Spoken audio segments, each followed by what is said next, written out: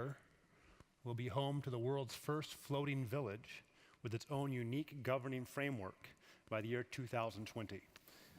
And this will be our view from our offices and our bedrooms, looking back at the majestic island of Tahiti. So as you just heard, my name is Randy Hencken. I am a managing director and co-founder of Blue Frontiers, which is a startup company that is working to build floating islands to foster innovation and unlock human potential. And I've been the executive director of the Seasteading Institute, which is a nonprofit think tank from California that promotes ocean human habitations. So I was asked to come answer this question: how should we govern at the pace of economic, social, and technological change? And I have brought an answer. I don't know. And that's the meta idea of seasteading, is that we don't know. And it's anybody that says they do know can't. How could you know how we're going to govern 7.6 billion people as things change so fast?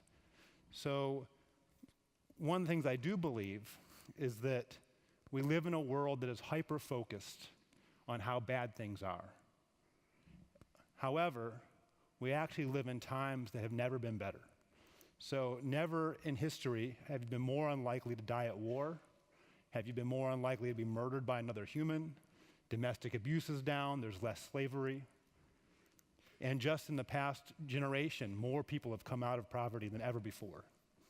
And I don't want to dismiss the very real tragedies that the bottom billion face and some of the things that were talked about in this conference.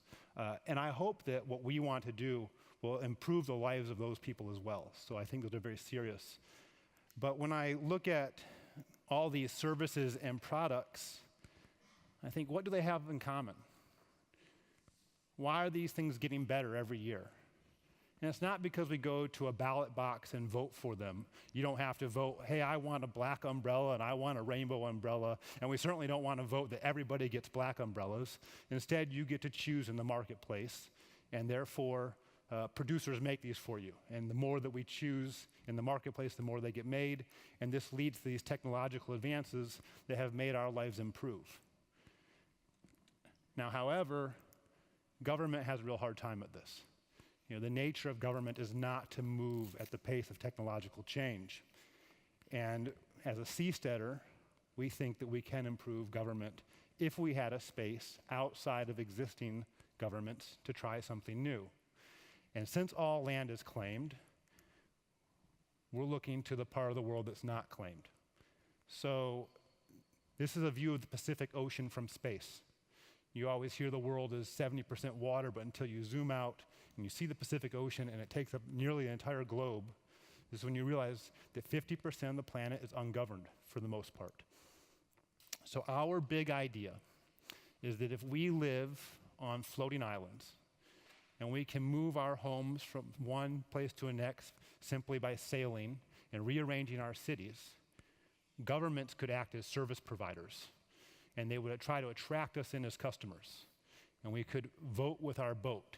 So we've coined this phrase that instead of going to the ballot box or on TV and arguing with each other, let's stop arguing and let's start seasteading.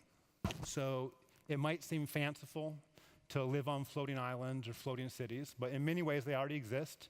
They're called cruise ships. The biggest of the cruise ships have 6,000 people or more on them. You have restaurants and bars and shops and pool halls, and and middle-class people can afford these as very affordable vacations. Now, granted, I'll agree that a cruise ship doesn't give us that really small community model to be able to exchange. If you had 7,000 people, you would still have to argue about where the ship is going to go.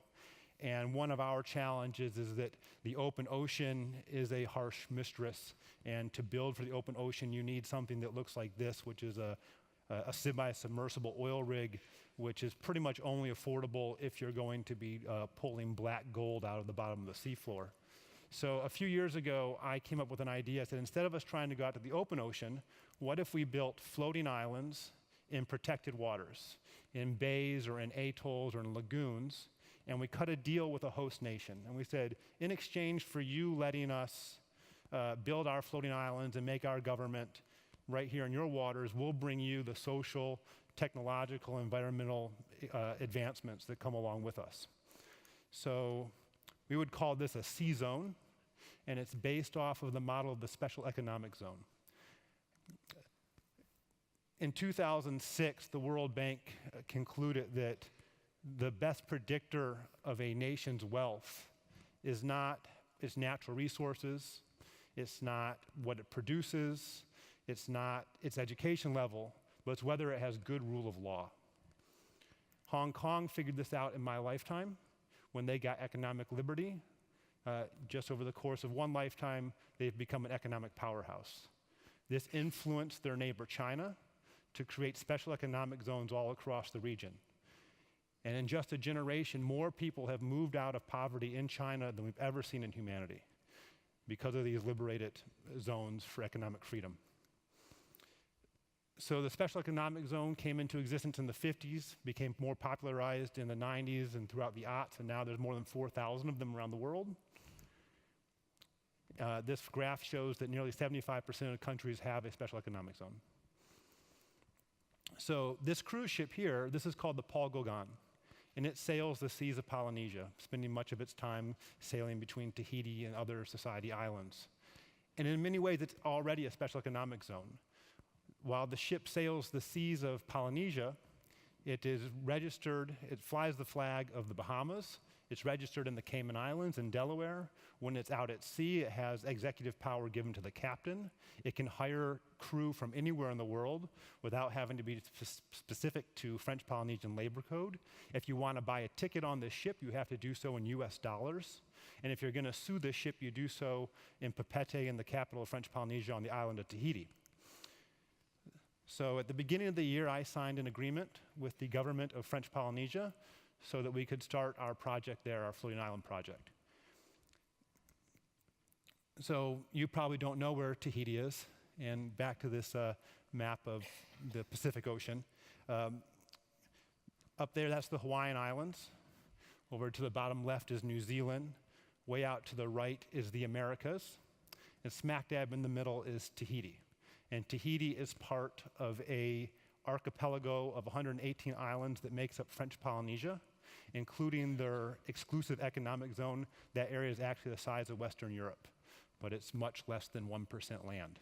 So there's a lot of opportunity in the seas there. So far I've talked about the governing idea, which was the question I was brought here to ask. But the reason the Tahitians invited us there, so this is my friend, this is Mark Collins. He's now a co-founder at Blue Frontiers. He's a former government minister at Tahiti, or of the government of Tahiti or French Polynesia. And he reached out to the Seasteading Institute in 2016 and said, have you considered using French Polynesia as your host nation? And what's important to the Tahitians is more the environmental component of what we can bring them. So if predictions are right, Polynesia is expected to lose 30% of its landmass in the coming decades to rising seas. And our goal of making floating islands at a cost-effective and competitive rate would allow these people to be tethered to their homes and not become climate refugees. So we were obligated in our memorandum of understanding with the government of French Polynesia to do an environmental study, an economic impact study, to conduct the legal research to let them know how they can create a sea zone underneath the French Polynesian law and the French Constitution. And we told them we would do this privately with no public money.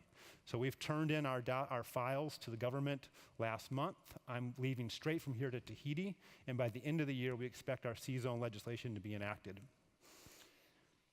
When we create this sea zone, we expect it to have a regulatory framework that would be attractive to people who want to come bring their businesses and knowledge work, financial technology, research and education, tourism, and sea-related innovation. I like to imagine that there'll be no better place for you to come build your next underwater robot.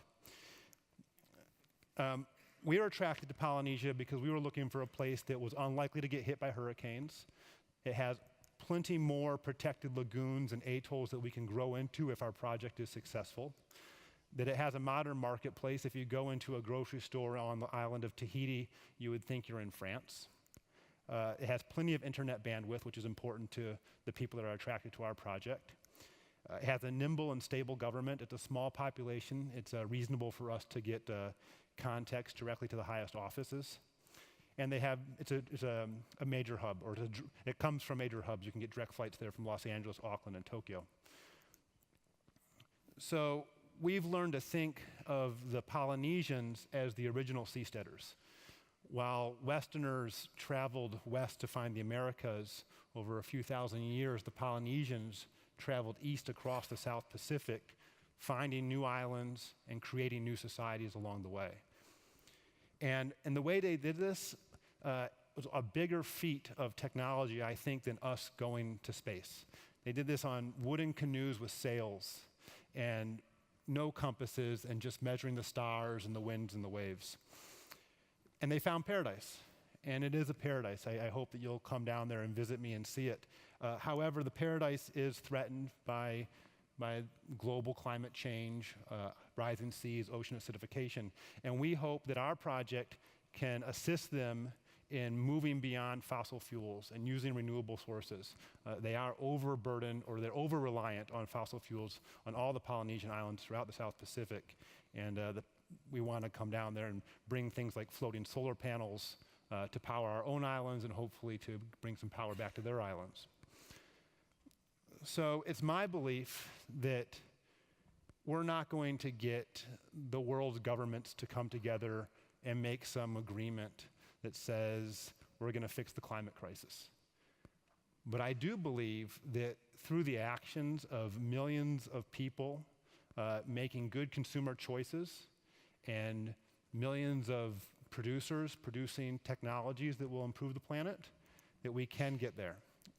We want to create an industry starting in Tahiti that will create floating islands and will export those islands around the world to other places threatened by rising sea levels or coastal regions that need to expand out onto the water. Our project has captured the imagination of the world, and I hope that it'll capture your imagination too. I'd like to now share a video with you that's two different design concepts mixed together that shows what our islands might look like by 2020.